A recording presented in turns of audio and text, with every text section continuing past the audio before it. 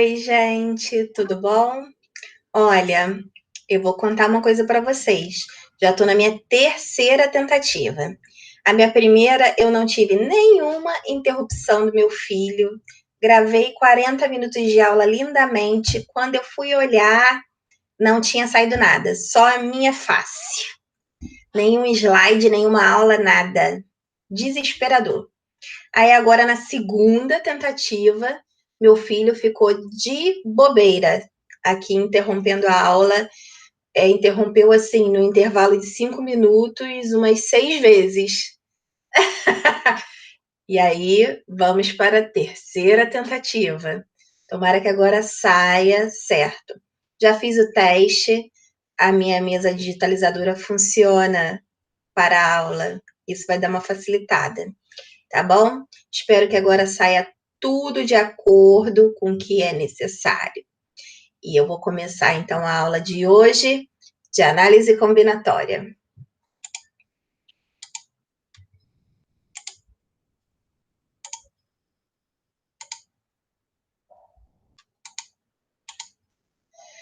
E espero eu que esteja aparecendo tudo, porque olha onde é que eu já estava lá na frente, mas tudo bem. Espero que esteja aparecendo tudo e que a gente consiga dar essa aula hoje, se Deus quiser, né? Vamos lá, gente. Na aula da semana passada, a gente viu definição e representações. Hoje a gente vai focar em estratégias. Não vai dar para dar todas as estratégias na aula de hoje. A gente vai dar só postura ativa e não adiar as dificuldades. Essa divisão em etapas vai ficar para a aula que vem. Tudo bem? Vamos começar pela postura ativa. Manter uma postura ativa, na verdade, se resume a você se colocar no lugar daquele que é o tomador de decisões. E é isso que a gente faz para resolver qualquer problema, né? A gente tem que se colocar no lugar do outro para tomar aquela determinada decisão. Mas eu fiz um esqueminha aqui para ajudar nesse processo, já que a análise combinatória é completamente diferente de qualquer conteúdo que a gente tem visto de matemática até agora, né? E então, nesse primeiro momento, até o final das estratégias, que é dividir o problema em etapas, eu vou colocar muita resolução de exercício com texto, mas não é assim. A resolução é uma linha, 2 linhas, tá? É bem pequenininha. É só para mostrar para vocês o quanto de processo mental a gente tem aí por trás daquela continha pequenininha, tá bom?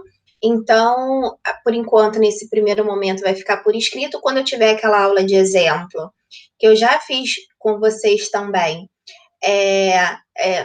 quando eu terminei representações, uma aula só de exemplinho, eu vou fazer também, porque não vai ser nem um pouco suficiente essa aula aqui para vocês compreenderem, vocês vão compreender os conceitos básicos, não vão compreender como é que vai ser isso na prática.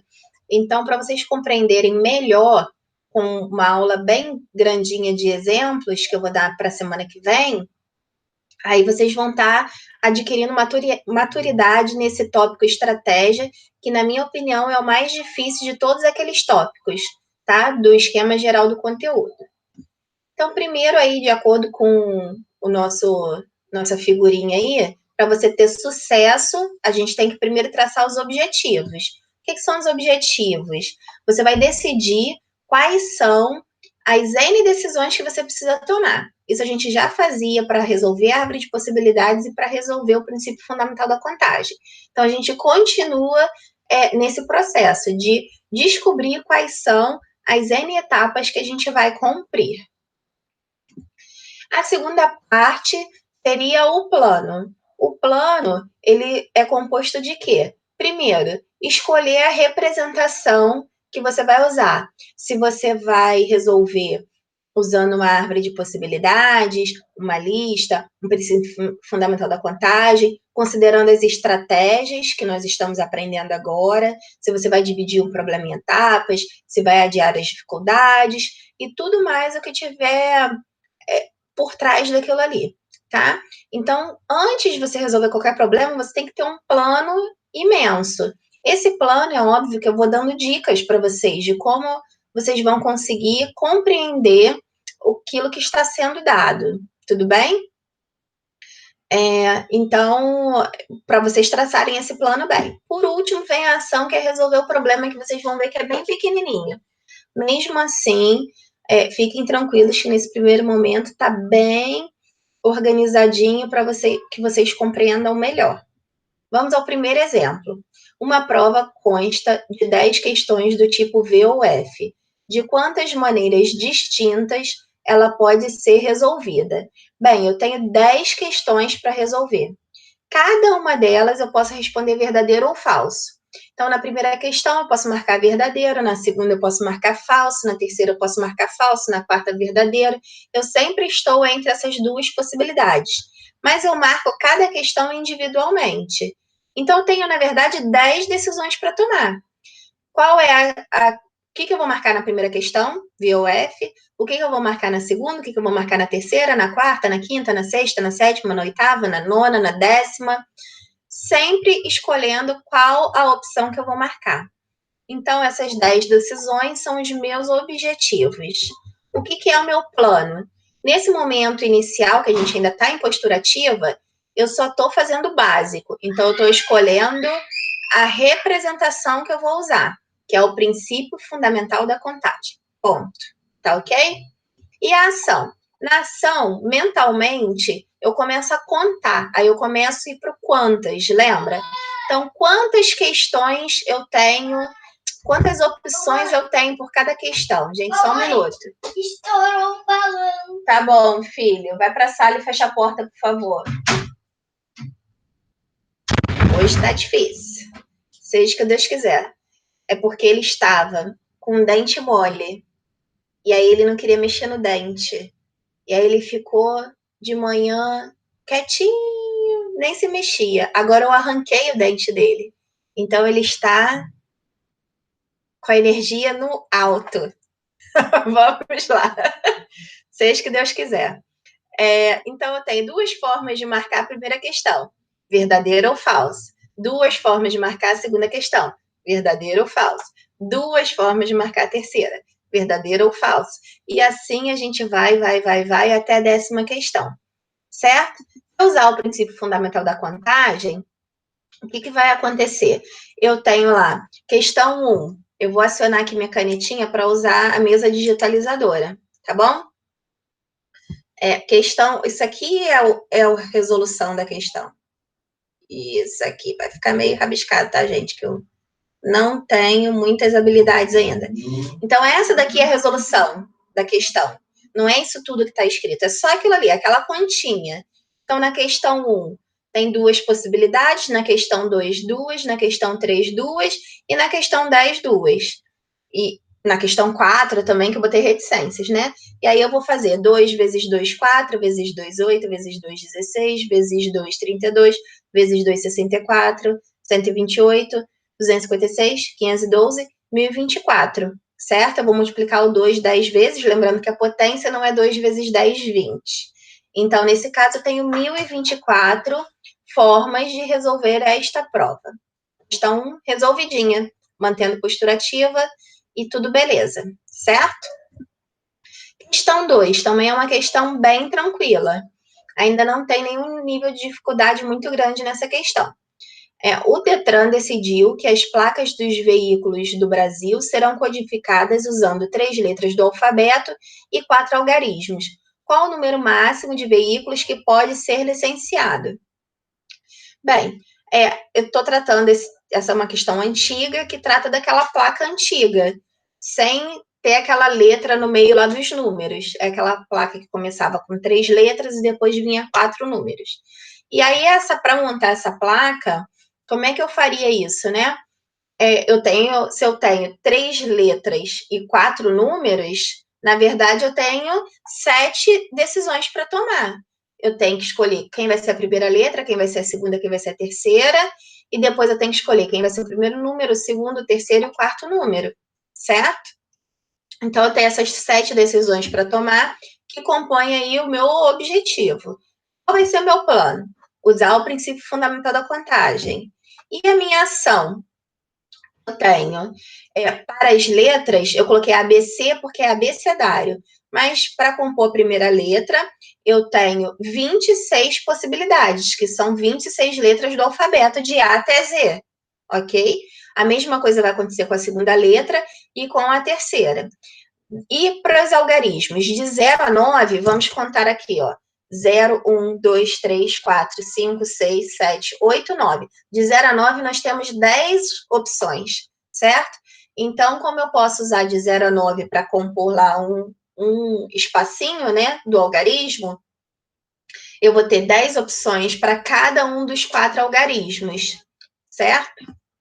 Usando o princípio fundamental da contagem, eu tenho essa situação. Aí, de novo, vou tentar não riscar por cima. Essa daqui é a resolução da minha questão apenas. Ó. Então, ali, ó, para a primeira letra, 26 possibilidades. Para a segunda letra, 26. Para a terceira letra, 26. Para o primeiro algarismo, 10 possibilidades. Para o segundo, 10. Para o terceiro, 10. Para o quarto, 10. Faz o produto disso tudo e vai dar lá 175.760.000 veículos que podem ser licenciados. E aí, questão resolvida. Bem tranquila, né? Vamos para a terceira e última questão. Essa questão aqui, eu gosto bastante dela, ela tem um raciocíniozinho bem dificilzinho comparado com as outras, mas com o tempo vocês vão se acostumar. Cada um dos círculos da figura ao lado deverá ser pintado com uma única cor, escolhida dentre 4 possíveis. Sabendo-se que 2 círculos consecutivos nunca serão pintados com a mesma cor, então o número de formas de se pintar o círculo é. A principal instrução que ele te dá está aqui, ó. 2 círculos consecutivos nunca serão pintados com a mesma cor. O que isso significa? Significa que esse círculo aqui não pode ser pintado com a mesma cor que esse não pode ser pintado com a mesma cor que esse não pode ser pintado com a mesma cor que esse, e assim vai, tá vendo? Esses são os círculos consecutivos. O que não significa que esses círculos, eles não possam ter cores repetidas. Se eu tenho só 4 cores para pintar esses 7 círculos, obviamente que essas cores vão se repetir em um determinado momento. A única regra é que esses círculos consecutivos, eles não fiquem com a mesma cor. Então, eu vou aqui criar umas cores, ó, branco, vermelho, azul e rosa. Se aqui eu pinto de branco, por exemplo, aqui eu posso pintar de qualquer outra cor, como, por exemplo, vermelho. Só que aqui eu posso pintar de vermelho? Não, mas nada me impede de eu pintar aqui de branco, tá? Ele só tem que ser diferente do anterior. Essa é a regra básica. Tem que ser diferente do anterior. Mas, obviamente, vai repetir cor, porque são 4 cores e 7 círculos. Tá? Então, vocês não precisam ficar preocupados. Inclusive, poderia ter essa opção aqui. Branco, vermelho, branco, vermelho, branco, vermelho, branco. Não há nenhuma regra que impeça isso. Tá bom? Então, a única composição aqui que vocês têm que prestar atenção é que círculos consecutivos, ou seja, que estão lado a lado, têm que ser pintados com cores diferentes, ok? E aí, quantos círculos nós temos para pintar? 7. Então, são 7 decisões diferentes, né? Que cor que eu vou pintar o primeiro? Que cor que eu vou pintar o segundo, o terceiro, o quarto, o quinto, o sexto e o sétimo? Ok? Esses são os meus objetivos. Qual é o meu plano? Usar o princípio fundamental da contagem. A gente não aprendeu muita coisa além disso, né? E o exercício tem muitas possibilidades. Ficaria inviável usar a árvore de possibilidades e a lista. E qual seria a nossa ação? Começa pela parte mental de contar. Inicialmente, nós temos quantas cores? 4 cores, certo? Que eu coloquei lá como exemplo branco, vermelho, azul e rosa. Então, eu posso pintar o primeiro círculo com essas cores. Eu escolhi para o primeiro círculo branco. Ok. Se eu escolhi branco para o primeiro círculo, vou cortar aqui de baixo. Calma aí que eu tô perdida. Vou cortar aqui, ó, branco, tá vendo? Sobrou o quê? Vermelho, azul e rosa. 3 opções para o segundo círculo, tudo bem? E aí eu resolvi pintar de vermelho. O vermelho saiu, certo? Dessa opção. Mas o branco voltou. Não voltou a ser opção, tanto que aqui eu escrevi branco, ó. Botei aqui, ó, branco, certo? Então aqui eu tenho branco para o terceiro círculo, né? Eu tenho as opções branco, amarelo e rosa. Se eu escolhesse aqui, amarelo não, azul. Se eu escolhesse aqui azul, tá? Beleza. Não tem o azul, mas vai ter quem? O branco, o vermelho e o rosa para o próximo círculo. Então, observe que o primeiro eu tinha 4 opções, e para todos os outros, independente de qual for a cor, eu sempre tenho 3. Por que eu sempre tenho 3? Porque ele só tem que ser diferente do anterior, que foi o que eu falei justamente no começo do problema. É um problema clássico, que você tem que ver que ele sempre só vai ser diferente do anterior e excluir a cor do anterior. Então, se eu tinha 4 opções iniciais, eu excluo a cor do anterior, eu sempre fico com 3. Então, na hora que eu for usar o princípio fundamental e a questão se resolve apenas com essa conta aqui, essa é a resolução oficial aí da conta, nos 7 círculos eu tenho que ver quantas opções. Então, 4 primeiro círculo, e depois, como é sempre diferente do anterior, 3 para cada um, multiplicou isso tudo aí, 2.916. Lembrando que isso é uma conta de potenciação. 3 vezes 3, 9 vezes 3, 27 vezes 3, 81, vezes 3, 243, vezes 3, 729, 729 vezes 4, 2.916, tá? Nada de fazer 3 vezes 6, que vai dar errado. Então, existem 2.916 formas de pintar esses círculos. Tudo bem? A gente acabou a postura ativa. Tem uma tarefa aí que é uma questão parecida com um exemplo dado. Então, é uma questão só de treino, para vocês terem esse primeiro contato em ter uma postura ativa e já resolver uma questão logo pelo princípio fundamental da contagem, sem usar a árvore de possibilidades e lista, ok? E agora a gente vai entrar em não adiar as dificuldades.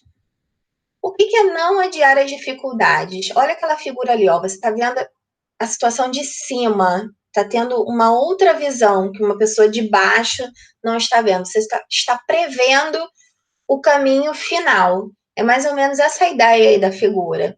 Então, não adiar as dificuldades diz respeito ao momento em que uma decisão deve ser tomada antes da outra. Ou seja, refere-se a estabelecer uma ordem para as decisões serem tomadas. O que acontece se você adiar as dificuldades? Decisões adiadas por conter alguma dificuldade tornam-se mais complicadas posteriormente. Por isso, as etapas que sofrem mais influência em relação às demais devem ser resolvidas prioritariamente. A gente vai ver, por exemplo, aquela questão da questão 1, questão 2, até a questão 10 que a gente foi resolvendo de VOF. A gente foi resolvendo na ordem, né? Questão 1, questão 2, questão 3, mas nem sempre vai ser assim. Pela natureza do problema, pode ser que você tenha que criar uma ordem para resolver aquele problema que não é a ordem natural. 1, 2, 3, 4, 5, 6, 7, 8, 9, 10. Tá? Às vezes você pode ir de trás para frente, ou pode começar lá atrás, ir para o meio, ir para o começo. Não existe uma regra.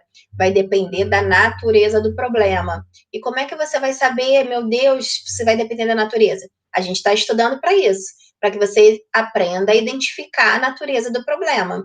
É claro que vão ter várias dicas, várias regrinhas de ouro, para que vocês consigam determinar essas situações. E um problema que eu gosto para começar assim, é para mostrar a influência de algumas etapas em relação às demais, é esse probleminha aqui do mapa do Mercosul. Usando apenas 4 cores, De quantas formas distintas podemos colorir os 5 países que compõem o Mercosul, com a condição que países com fronteira em comum não tenham a mesma cor? Lembra a questão do círculo? Mesma coisa está acontecendo aqui, ó. Países com fronteira em comum não tenham a mesma cor. Então, aqui, ó, o Brasil fez fronteira aqui com o Paraguai, não pode ter a mesma cor que o Paraguai, tá? Tudo que tiver coladinho não pode ter a mesma cor. Regra que é comum nos problemas de análise combinatória. Por isso que eu falei que vocês vão se acostumar a olhar o problema desta forma. De novo, eu tenho 4 cores e 5 países. Vai ter repetição de cor? Sim, terá repetição de cor. Não há problema. Desde que países com fronteira em comum não tenham a mesma cor. Ok?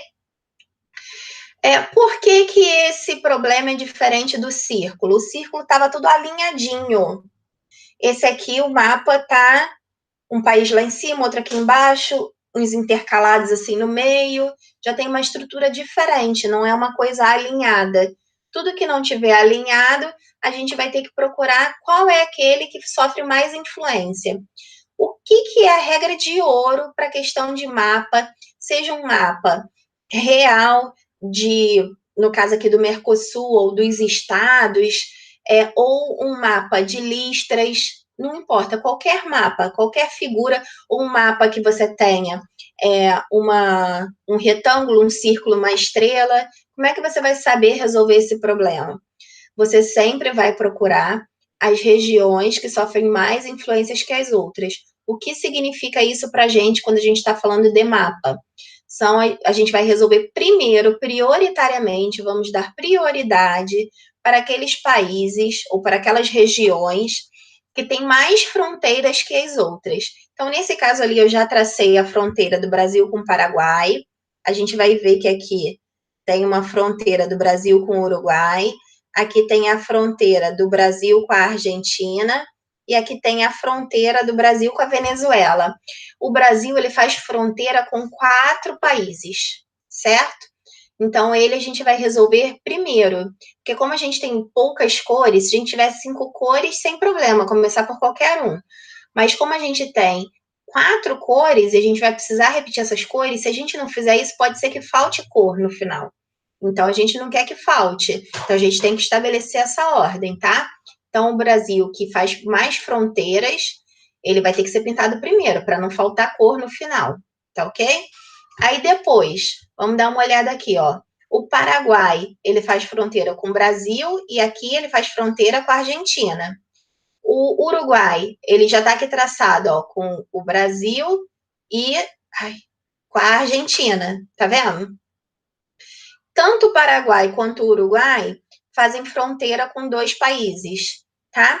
E aí, tanto faz você começar pelo Paraguai ou pelo Uruguai, mas você coloca ele atrás do Brasil, fazendo aí fronteira com mais gente. Minto, não são eles não. Atrás do Brasil vai estar a Argentina, tá? A Argentina está fazendo fronteira aqui com o Paraguai, com o Uruguai e com o Brasil aqui e com o Uruguai, tá? Ela faz fronteira com o Uruguai e com o Brasil. Então, ela faz fronteira com 3 países, vem. Brasil, é que esse mapa já tá meio rabiscadinho, né? Vou mostrar aqui no próximo slide, ó.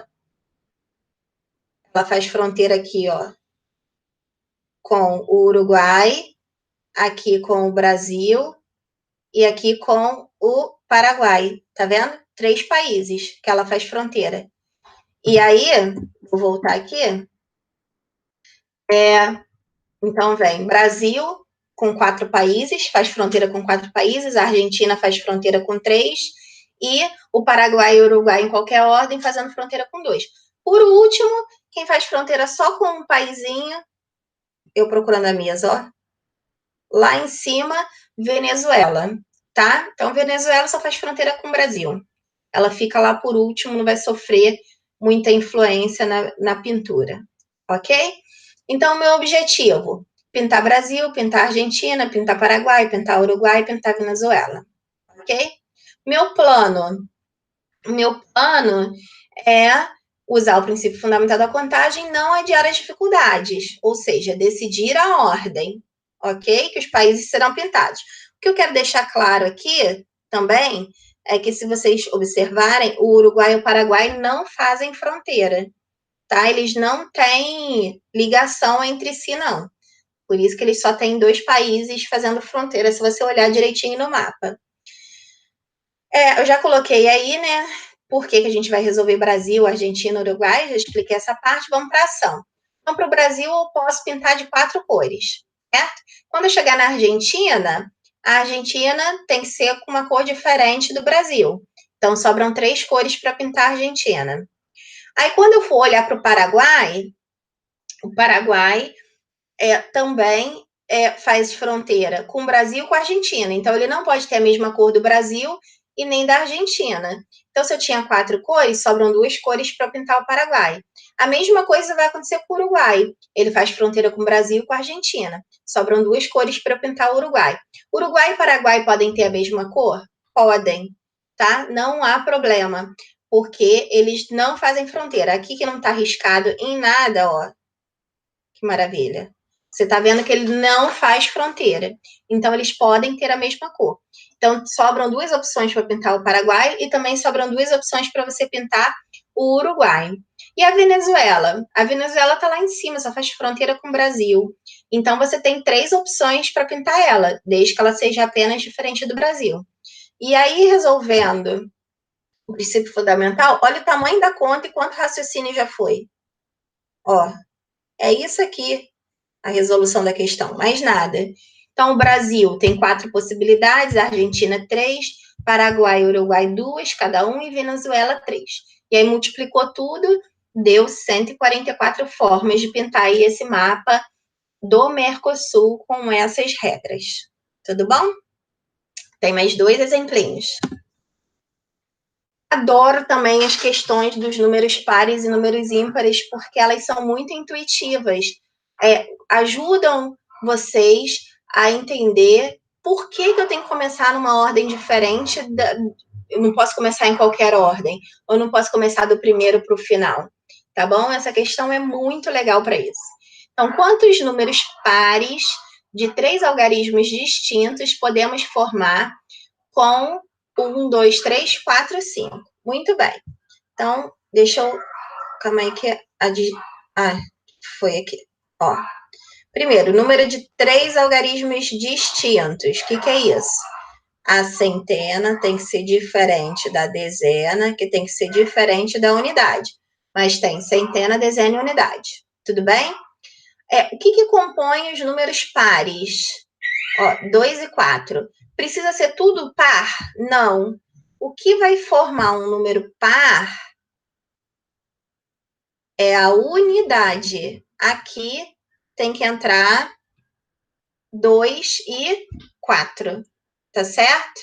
É pela unidade que vai me dar um número par. Então, quando eu falo assim, 123 é par, e eu respondo não, é porque 3 é ímpar. É o algarismo que ocupa a posição das unidades que define se um número é par ou ímpar. Então, se eu quero montar um número par, independente de ser 3 algarismos, de 2 algarismos, de 4, e de ser distinto ou não ser distinto, mas se eu quero montar qualquer número par, eu começo por onde? Pelo final.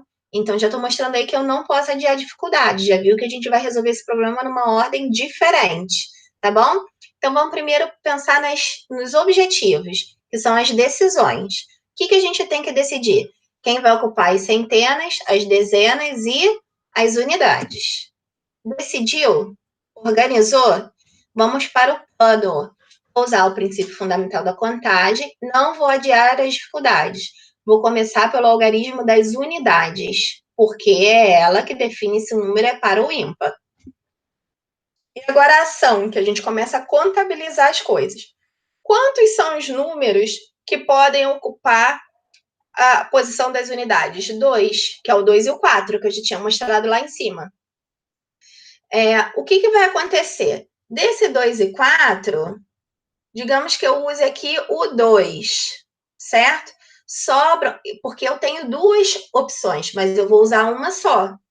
Então, eu tenho 2 opções, ok? Uso uma. Quando eu uso uma, sobram quantas opções? 4 opções, para eu colocar lá nas centenas, e depois que eu escolhi qualquer um, por exemplo, 5, que eu coloquei lá nas centenas, sobram 3 opções para eu colocar nas dezenas, porque é indiferente qualquer número que eu colocar, tá? Então, se eu resolver assim, unidade, centena e dezena, para mim já tá valendo. Que aí eu fui lá do final, depois eu voltei e fui na ordem. Eu poderia resolver completamente de trás para frente. Definir a unidade, 2 opções, a dezena eu poderia colocar 4 e a centena eu poderia colocar 3 nesse caso. De qualquer forma, quando a gente tiver ali o princípio fundamental da contagem, se eu tiver aqui 4 vezes 3 vezes 2 dá 24, que essa daqui é a solução do problema, olha como é que uma solução pequena tem tanta coisa por trás. Lembrando que eu comecei por aqui, depois vim para cá e depois vim para cá. Mas se eu tivesse começado numa outra ordem, centena, dezena e unidade, e eu fizesse assim, ó, 2 opções, 2 e 4, aqui 4 e aqui 3, e fizesse o produto, isso aqui também dá 24, tá? Aqui o fundamental nesse problema é que você comece pela unidade, ok? Não pode esquecer isso. Então, eu tenho 24 números pares de 3 algarismos distintos que eu posso formar com 1, 2, 3, 4, 5. Resolvido o problema 2, vamos para o último. Problema 3. Quantos são os números ímpares de 3 algarismos distintos que podemos formar com 0, 1, 2, 3, 4? Observe, aqui eu troquei par por ímpar, não é por causa disso que o exercício ficou mais difícil, porque eu troquei par por ímpar, não é esse caso, mas aqui continuo com 3 algarismos distintos, mas aqui o que eu fiz com a minha lista, ó? 0. E aí o que acontece com 0? Vou escrever bem aqui em cima, tá, gente? Porque para economizar espaço, aqui embaixo está tudo preenchido. Se eu tenho um número de 3 algarismos, 002 é igual a 2. Isso aqui é um número de 3 algarismos? Não, é de um algarismo. Se eu tiver assim, 0,31. 0,31 é o mesmo que 31. É um número de 3 algarismos? Não, é um número de 2 algarismos. O que isso significa? Que se eu colocar o 0 na posição das centenas, ele vai ferir o enunciado do problema, porque ele não vai me dar um número de 3 algarismos. E se eu trocasse o problema para um número de 4 algarismos? Se eu tivesse um número de 4 algarismos e fosse assim, isso aqui seria igual a 123, e não tem 4 algarismos. Ou seja, o 0, ele nunca pode ocupar a primeira posição. Ele pode ocupar outras posições sem problema nenhum. Se eu tivesse assim, ó, 310 ou 301, ambos são números de 3 algarismos. Ele só não pode ocupar a primeira posição, que é a das centenas. Então, aqui tem uma etapa a mais. Além de eu verificar as unidades, que eu estou mostrando se o número é par ou é ímpar, tá? Eu vou olhar para as centenas, porque nas centenas não pode ter o 0, ok? Então, vamos começar do começo. Objetivos. Eu tenho que descobrir quem vai ficar nas centenas, quem vai ficar na dezena, quem vai ficar na unidade. Show! E aí, vou para o plano. Vou usar o princípio fundamental da contagem. Não vou adiar as dificuldades. Vou começar da minha prioridade, que é lá no final. Eu quero ver um número ímpar, certo? E é lá na unidade que define se meu número é par ou ímpar, mas também depois eu vou lá para as centenas, porque o 0 não pode ocupar a casa das centenas. Eu não posso ir da unidade para a dezena e para centena, como eu propus no exercício anterior. Esse tem uma regra mais fechada. Primeiro é a unidade, depois centena e depois meio, ok? Então, vamos lá. Agora vamos às ações, vamos contar tudo mentalmente, hein, gente? Quantas opções nós temos para os algarismos das unidades? O que define o número par ou ímpar? É o último número. Eu quero um número ímpar. Quem são os números ímpares dessa lista? 1 e 3. Então, eu tenho o 1 e o 3. que vai acontecer? Suponha que eu usei o 3. Certo? Aí, o que vai acontecer? Tem o 0 assim circulado, né? O 0 pode... Usei o 3, teoricamente sobrariam 4 opções, mas lá na centena não pode usar o 0. Então, sobram quantas opções para a centena? 3, tirando aquele que eu já usei na unidade, tá? E aí, o que vai acontecer com a opção das dezenas lá do meio? Digamos que eu tenha usado o 4 na centena, certo? Meu número está assim, ó. 4, 3. Eu posso usar o 0 aqui? Posso.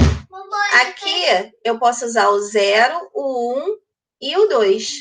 Qualquer um desses 3. Então eu continuo com 3 opções. Só um instantinho, gente. Diga. Eu preciso de elementos para construir uma queca. Eu vou construir a panqueca com você depois. Já tô acabando, tá bom? Fecha a porta, por favor, meu amor. Te amo. Bateu. Então, aqui eu continuo com 3 opções, porque o 0 volta. Então, vamos ler lá embaixo, ó. Temos 2 opções para o algarismo das unidades, 1 e 3, que são os algarismos ímpares. Temos 3 opções para das centenas, porque a gente desconsiderou o 0. E sobram 3 opções para as dezenas, tá? Porque eu voltei com o 0. E aí, usando o princípio fundamental da contagem, olha como é que isso aqui é feito. Olha o tamanho da solução e quanto raciocínio foi por trás, ó. Isso aqui é a resolução do problema. Então, eu começo aqui pela unidade, vou para a centena, da centena eu venho aqui para a dezena, nessa ordem. Então, 2 opções, 3 e 3, e aí faço a multiplicação, dá 18 números ímpares de 3 algarismos distintos que podemos formar com 0, 1, 2, 3 e 4. Tudo bem? Sobreviveram? É isso que a gente tinha para hoje. Vocês vão resolver só essa tarefinha aí. Eu organizei tarefa 2 e tarefa 3, considerando a aula de conteúdo, que na outra aula também dei uma tarefa com ABC, que foi aquela das moedas cara e coroa. Tá ok?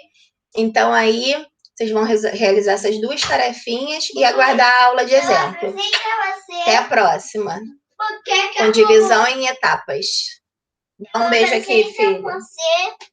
Não, mostra sua janelinha para todo mundo, que caiu o dente. Pronto, mamãe vai terminar aqui. Calma aí, filho. Deixa a mamãe terminar. Mamãe, quer estar com o robô? Ai, meu papai. Tchau. E aí, é isso, gente. Deixa eu ir aqui dar aula que eu não tô nem conseguindo. Pronto.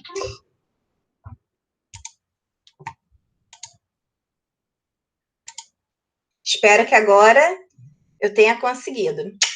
Tchau, tchau.